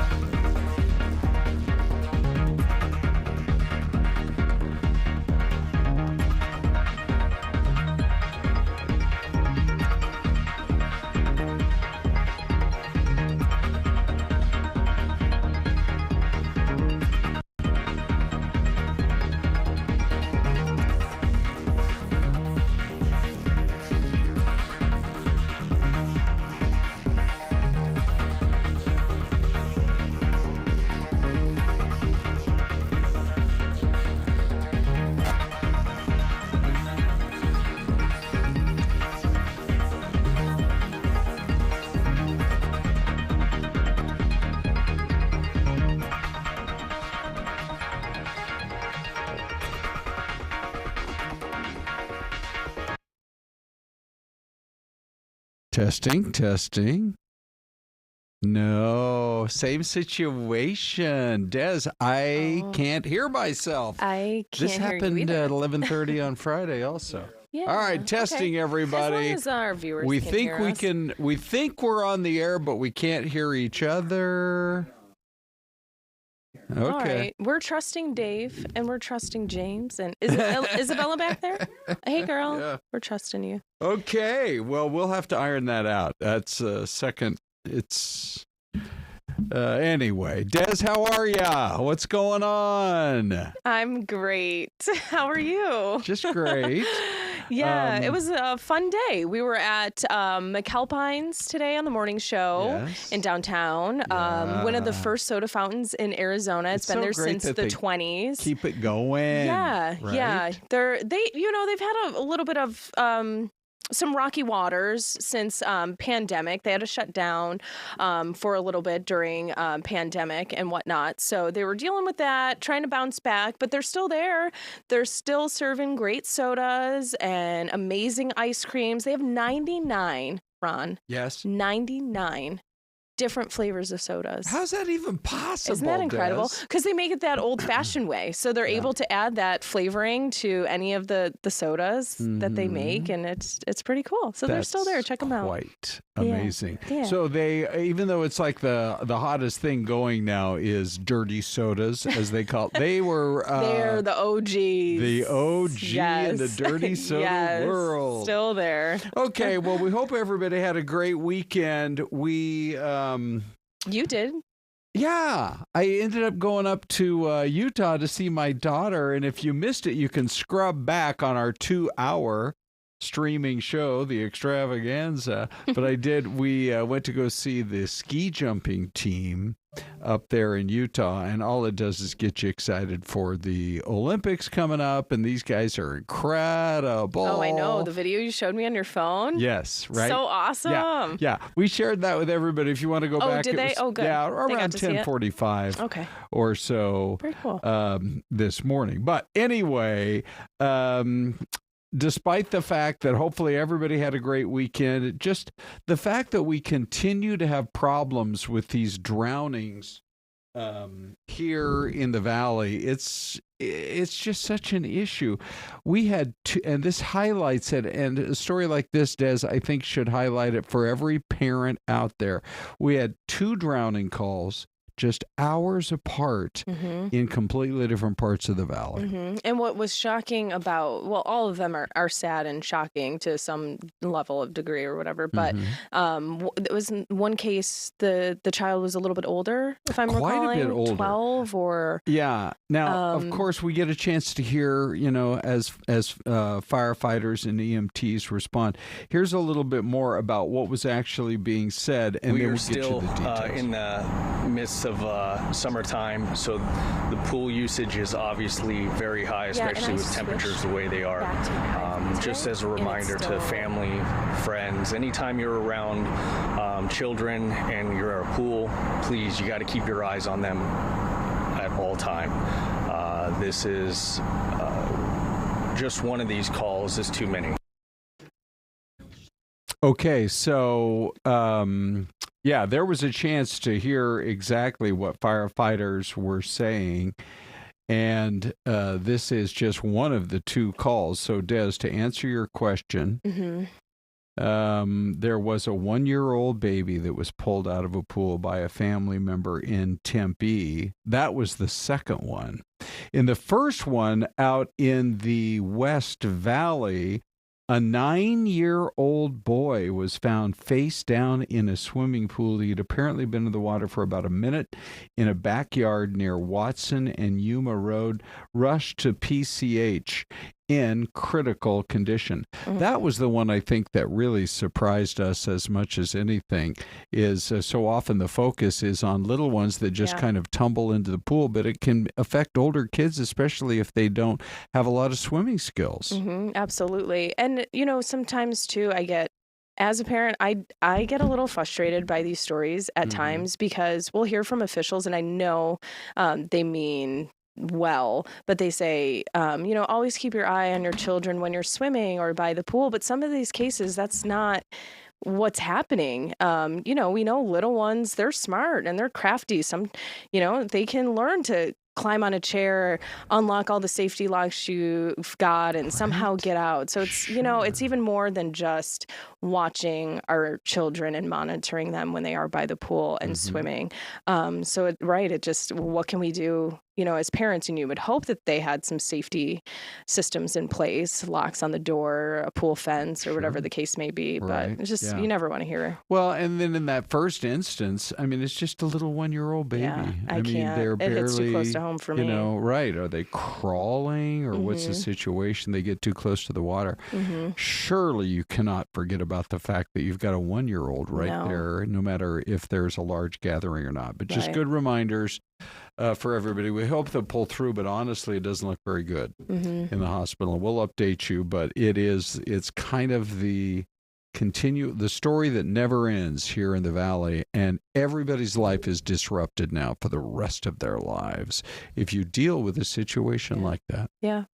Prayers to that family, both of them. Well, our poll question this morning, we'll update you on it here in a few minutes, but there have been so many developments coming out of the White House this morning. The president spoke about his intentions on kind of rolling out the crime surge, the anti-crime surge this morning. But then we also heard from officials on the other side who are saying we really don't want or need the additional help. So let's get right into that right here. We arrested some very bad people. And in the last 11 days, again, I hate to say it because it sounds so ridiculous, but in the last 11 days, we've had no murders. And that's the first time that's taken place in years, actually years. We always have a murder a week. They call it a murder a week. You come here from Iowa, you come here from Indiana, you come here from Idaho, because you're so proud of your country, you love your country, and then you get murdered. Your son gets murdered, your daughter gets murdered, you get murdered. See the media, you get murdered. Many of you have been mugged in Washington, you just don't want to talk about it. And I know that every time I do this with you, you almost everything, but every time I do this with you, people are saying to yourselves, he's right, and then you write a negative story. The president has touted the record number of low homicides, I think 11 days with no homicides in a row. We care to respond to that? And no, I don't. What has worked for us, which is why we are experiencing the record reduction in crime that we have been for the last 2 years, is an expansion of pretrial detention that requires judges to hold certain offenders or certain people, who have been accused, to hold them pretrial. And I frankly think that has worked better than any system. Okay, so by the way, we can hear ourselves again, you guys. We had a little technical glitch, but the rollout, it sounds like, is going to be going here in the next, who knows, maybe the next few days when it comes to the Chicagoland area. And how long it'll last, we're going to have to wait to see. Another one of the big stories, we presented both sides. Let's find out from our friends at TMZ. On Mondays, we get a chance, Des, to talk to our buddy, Eric. Yes, love talking to Eric. Okay, let's bring him on board. Who I also now. appreciate morning, the fact is a mama's boy. Hey, Eric. Oh, you are? Yeah, really? Hello, can you hear me? Yeah, loud and clear. Excellent. Yeah, hello, good morning. Happy Monday. Yeah. Okay, so we heard there was a big old party going on for Selena this weekend. Selena Gomez, what happened? Yeah, her and her friends are in Cabo this past weekend. We got some photos of them.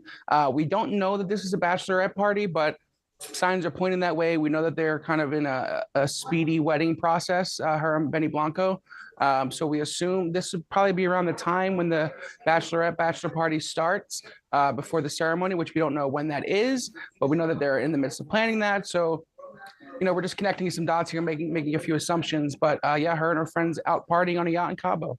Ooh, okay. Who was on this yacht in Cabo? Like any other celebrities? No one notable, which is another kind of red flag as far as is it a bachelorette party? Would her famous friends join her? Where's Taylor?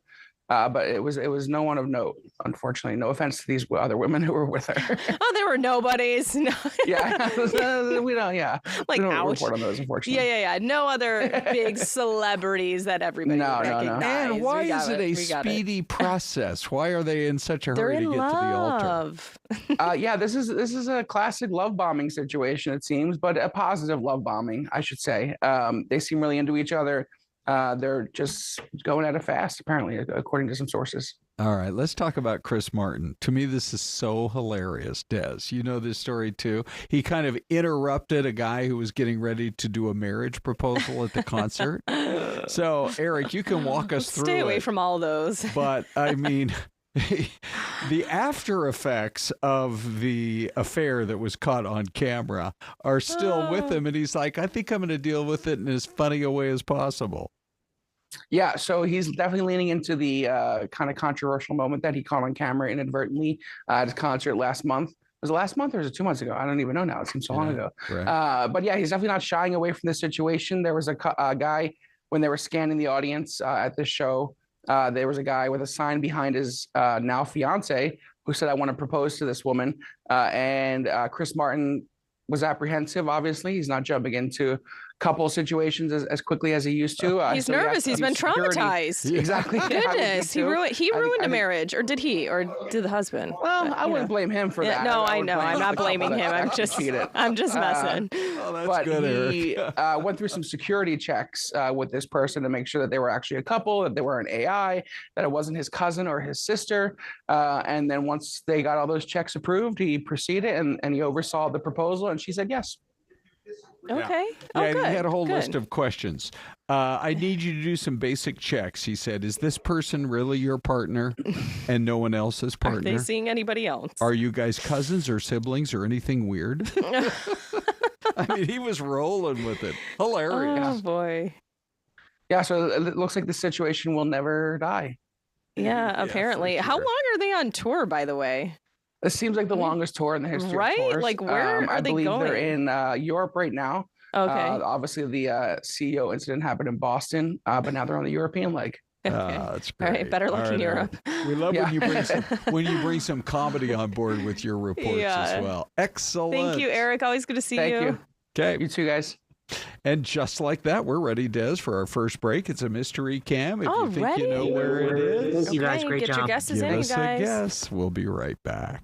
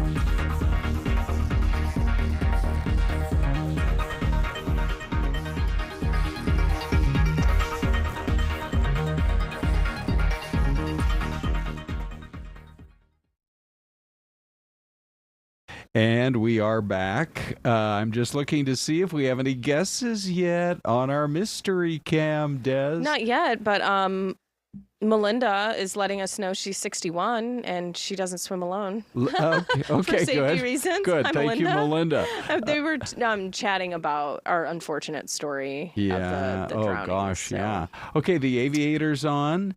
And says no amount of Fort Knox security can replace a parent watching their kids around pools and other bodies of water. That is just so Okay, true. we've got one mystery cam guess from Patricia. She says Ohio. All right. Maybe? Let's see. Whatever this town is, which it does not appear to be a very big town. Hang on, I'm laughing at what Louis just said, Oh, though. what did Louis say? What Patricia said. But look, it's like a relatively small town, and they've got 1, 2, 3 bridges going across and a dam, maybe something going on, Yeah, some that's kind of pretty power unique. facility. Yeah. But I still don't know where it is. Okay. Well, I like Christine with Kansas. And then Linda jumps in and says, maybe it's a Michigan. So, Des, let's just see what the answer is right now on the mystery cam. We've got... Oh, gosh. They want to get me with these names. Okay, what is it? Ottumwa? Oh, yeah, Iowa? Ottumwa. Ottumwa? Iowa. Yeah, look right there. Okay, Good. there we go. Very nice. Okay. Hey, Nobody got it right. Right. I know. Hey, is that a first? That might be a first. That no one's Probably. guessed right. You guys usually nail You guys are it. usually Somebody on it. does anyway. Especially Patricia. We're going to update our poll question this morning. The big story, of course, of the morning is Kilmar Abrego Garcia being told he's going to get deported to Uganda. My understanding is there is a hearing underway as we speak. So we'll see exactly how it all plays out. 73% say whatever location the government thinks is the best for his deportation, I'll support it. 8% say Uganda, though. Makes no sense. Why not just deport him back to his home country of El Salvador? And 19%, these numbers are pretty close to where we were last hour. It's selective prosecution. Leave him alone and let him live his life. So you can do the QR code or Des. Everybody can go, look at this. Wow. Yeah, go to YouTube and vote there. We have now over 1,000 votes there. Doing pretty well. Yeah. Okay. So 51% saying support the decision wherever they think is best. 36%, a bigger number there, say no, it's selective prosecution. Leave him alone. Let him live his life. So, Big D, I know earlier you were looking at some comments. Dave is like, warn me, Ron. Yeah. Do you still have a couple of comments from prior? Yeah, I've got a few great ones. It's been really cool to see how many really passionate views there have been. Anthony in Phoenix says no deportation should take place until his trial is complete. At that point, he should either be deported to his home country, or if that is unsafe, a nearby country in Central America with a shared language and heritage. Elizabeth Gagnon, 4506, says there are more dangerous people out there we need to be worried about.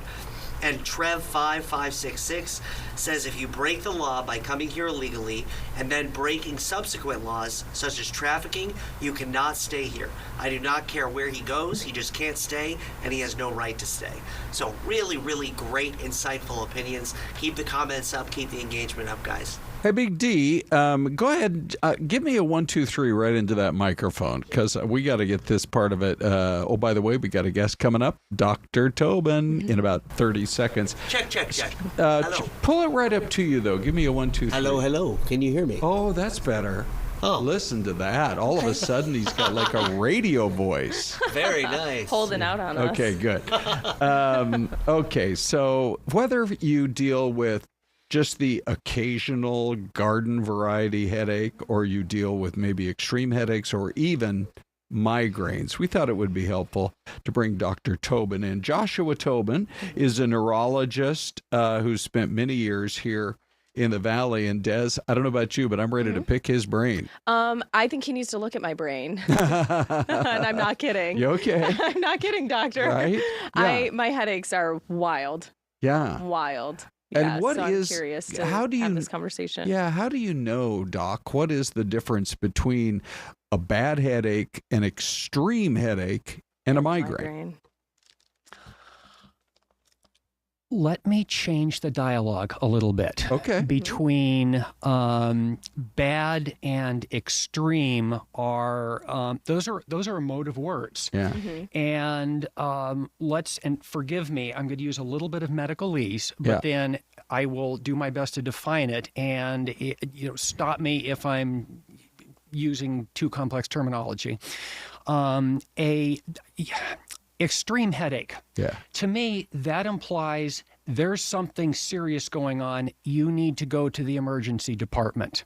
And that's if you have, a bad headache with a fever, or a bad headache and half of your body is numb or weak. Ooh. Or a bad headache and now you're confused and you're not thinking very clearly.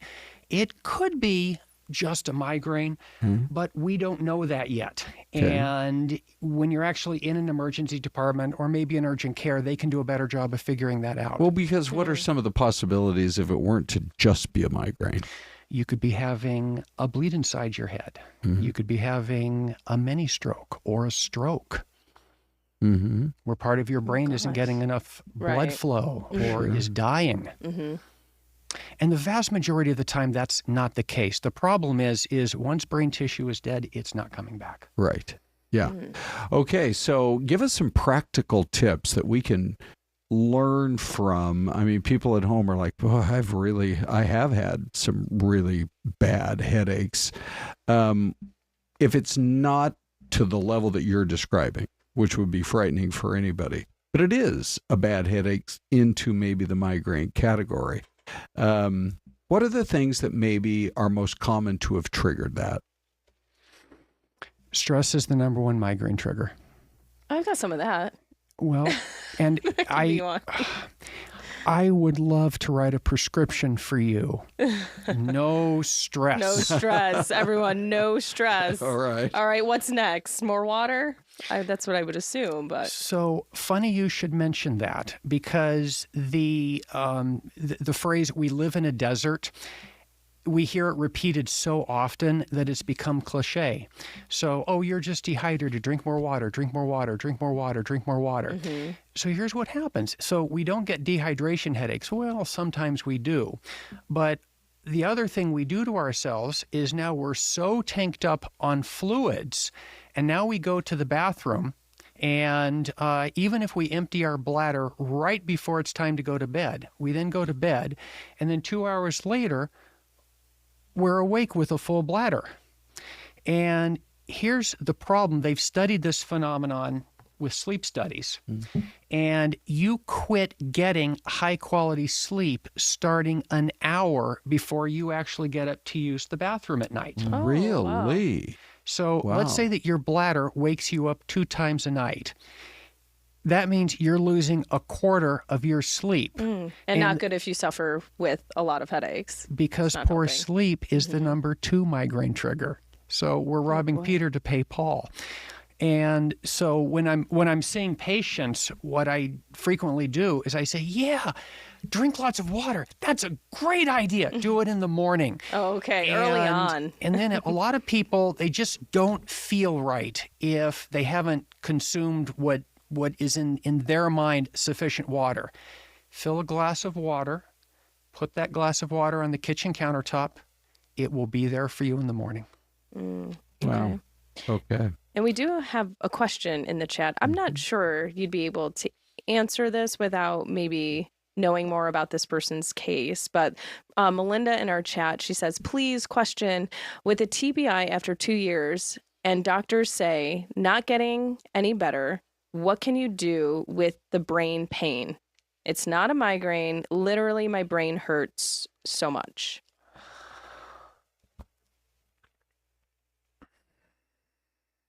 Oh, I'd love to do a deep dive. How much time do we have? I get an hour with new patients. 2-3 more minutes. Oh boy, here we go. Diagnose, treat, and cure in 3 minutes. Yes. Come on, Doc, you can do it. That's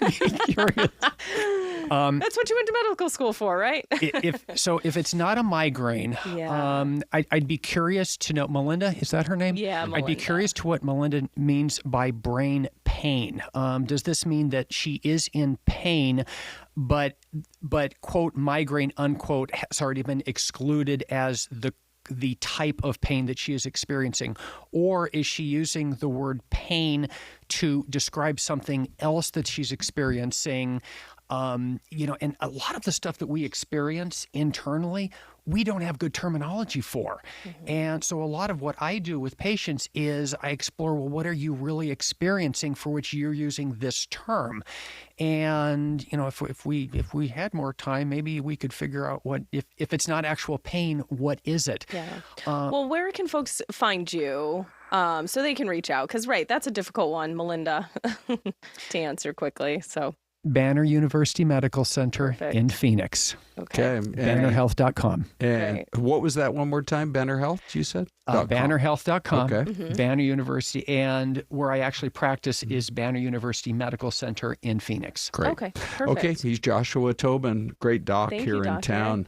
A wealth of information. Yeah. Excellent. Doc, thank you. Be careful with too much water. Okay. You don't want to be getting up twice in the middle of the night. Hey, speaking of water, did you see, this is so interesting to me, these images coming in this morning from Yosemite. There are various places around the world that when the rain pours, it just creates new and unique visuals. And Des, I thought when these pics came in this morning, how cool is that? It's normally not there.